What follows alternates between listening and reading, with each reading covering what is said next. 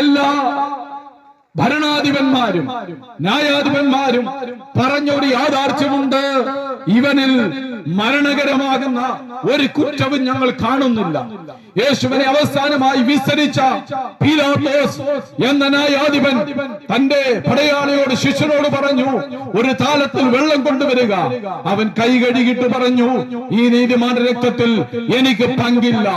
എങ്കിലും ജനത്തിന്റെ ആരവാരവും അധികമായപ്പോൾ അവരുടെ ഇഷ്ടപ്രകാരം ഒരു കുറ്റവും ചെയ്യാത്ത യേശുവിനെ കാൽവറിയുടെ കൊലക്കളത്തിൽ കൊല്ലുവാൻ, ക്രൂശിൽ തറയ്ക്കപ്പെട്ടവനായി തീരുവാൻ പീലാത്തോസ് യേശുവിനെ വിട്ടുകൊടുത്തു.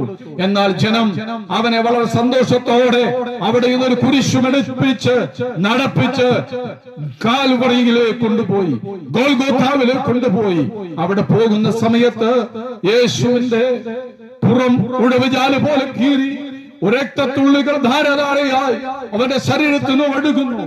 ഇതെന്തിനാണെന്ന് ചോദിച്ചാൽ, ലോകത്തെ സ്നേഹിച്ച് പാപത്തെ നിയമങ്ങളിൽ മുഴുകിയ പ്രിയ സ്നേഹിത, നിന്നെ വിടുവിക്കുവാനാണ്, എന്നെ വിടുവിക്കുവാനാണ് എന്നുള്ള വസ്തുത നീ മറന്നു പോകരുത്. അതെ, ആ കാൽവറിയിൽ പച്ചമരക്കുരിശിൽ മൂന്നാണികളിൽ തൂങ്ങപ്പെട്ടവനായി യേശു കിടക്കുമ്പോ യേശുവിന്റെ ഇരുവശത്തും രണ്ട് കള്ളന്മാരെ ക്രൂശിപ്പാനിടയായി തീർന്നു.